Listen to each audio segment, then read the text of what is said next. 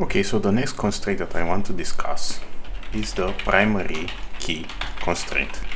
And as it says, we have already discussed this, that a table, in our case, this public schema has these tables, and every table, if we see here on constraints, it has this primary key, which is basically a constraint. Now, what is a primary key if we remember? Now, let me go here, type query tool, select from actor everything, and let me try to insert some values, and I will type first null, hello, and last name world, and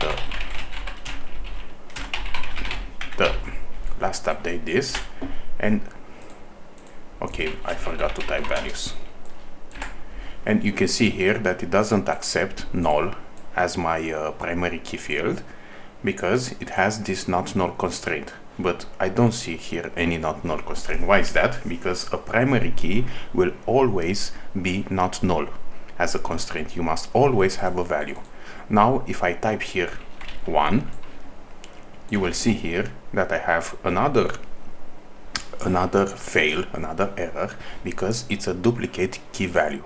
So if we want to have a conclusion, a primary key has two constraints applied to it, the not null constraint and also the unique constraint. Now I'm going to go to this. So basically this ID, if we specify this ID, this doesn't mean that this is the primary key of our course table. If we go here to our course, we see that we don't have a primary key in this table. But if we specify primary key, let me drop this course, let me create here. Okay, I forgot to type name here. I don't know why it's deleted. You will see that it has created this course, and if we go here, we see here that we have this course primary key. But if we go to indexes, okay, it doesn't specify the indexes because it's an inbuilt index, but don't worry about indexes now. Primary key basically means unique plus not null constraint. And now if we go here and try to insert this, we will have an error because this value 2 is duplicated. But if we put 1, this will work because we have different values.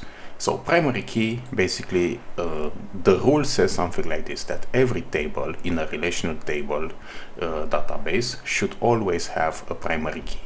But as you can see, Postgres doesn't force you when you create a table to create a primary key, but it's always recommended because you will always want to have primary key because you want to have a way to uniquely identify your rows. You want that specific column to always be not null and to be unique, and the way to do this is primary key. Now let me drop table course here and type here primary key also. Let's see what happens. Okay, let's see what happens. You see that I cannot have a multiple primary keys for table because you can have only one primary key for a given table. Now what happens if you want to have primary key composed by these two columns? You can have this as we specify with unique here. I can delete this unique and put primary key ID and name, and I can delete this here, and I can create table, and now my table is the primary key of this table is composed from these two columns. So if I type here 2, you will see that I will have a fail because it has this not null on these two columns and also unique from these two columns. Now if I type here 1 and 1 and maybe change this to lowercase, it will work because I have different values in my name field. And as you can see here, Postgres has automatically added this PK, which is basically the primary key for my table. Now usually you will want your primary key, I will delete this here, to be on your ID column. Let me drop the table, let me create it again. Okay, syntax error, create ID. Okay, has this comma here. Okay, it has created this table here. Now you can do something like this: constraint and type course p key primary key. Now let me drop table, and what this command does, you have applied a name to your constraint. And let me see here my custom name. Let me drop course table, and you see here that I have course primary key. This is being automatically added by Postgres if you don't specify this command. Now I specify this command.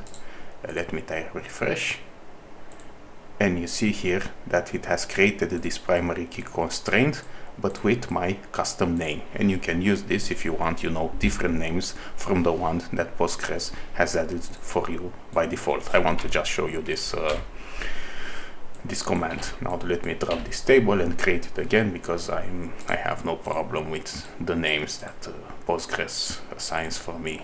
This course, because it assigns the table name and it adds this primary key. And this is the primary key constraint, which is pretty straightforward: unique plus non-null, and also we